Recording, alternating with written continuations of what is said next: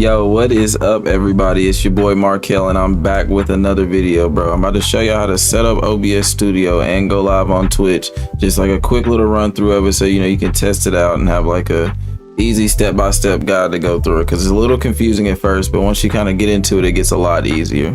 First things first, I want to thank the sponsor for this video, Kage Gaming.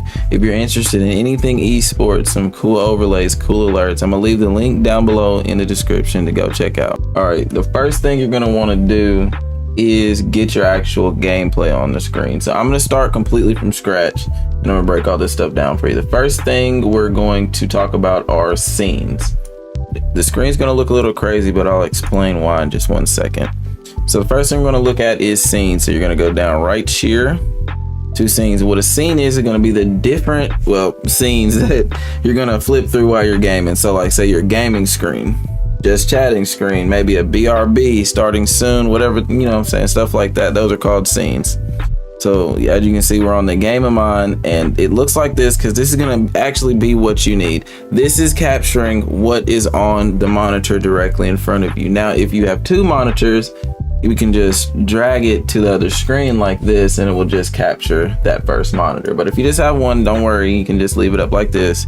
Just close it down whenever you start your stream, and it won't show up like this. It'll just display your screen. Now, to get your actual game on the screen, what you're gonna wanna do is add what's called a display capture. So you'll come to this little plus sign right here, scroll down, do you see it? And you'll click display capture. Click it, click through, you don't have to change anything, just hit OK, and it'll pop up just like this. This will be capturing your actual first monitor.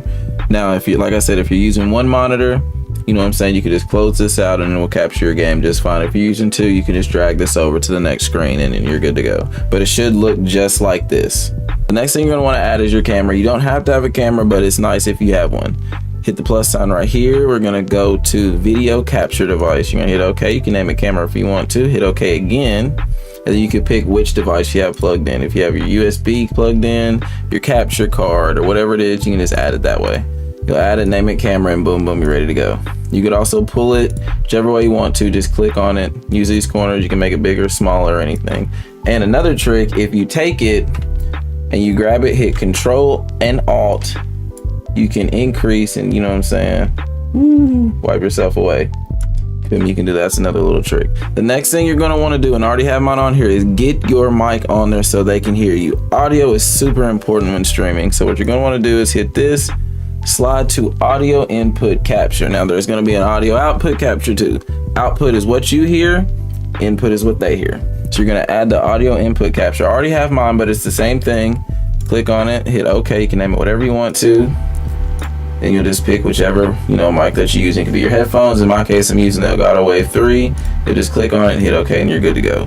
All right, the next thing you're going to want to do is go and get your actual game audio. So you're going to come here, get your audio output capture, hit OK. And I just leave mine as default. If you have something else you want to make it, for whatever reason, you can. You'll just add it that way, and then they can hear you. Now you will hear your game. Now, if you look over here to audio mixer, you can see the levels going up. This is my actual mic. Once you have it named, it'll pull the names up here. You can hide this if you want to, but if you want to check to make sure your stuff's working and picking up audio, it'll show it all right here. Something I always tell people to do when they start first, get into OBS, is slide up here to tools and hit auto configuration wizard. I know a lot of them little auto configuration things are kind of booky, but this one's actually really good and will get you close to some really good settings for you to stream with. And if it's your first time, it wouldn't hurt to go ahead and hit that, just a little canvas to go off, and then you could go in later and, raise and lower whatever you want to with your settings. But it'll give you something good to go off of, and it'll let you kind of pick what you want to do with what you have in your computer, what your computer can handle. And it's actually really good. If you want to update OBS Studio, you'll just slide right here to help and check for updates right here. You also have your docs and stuff like that, your sources. You can turn those off and on, turn on stats and other little options and stuff like that. You can also lock them and reset them here too.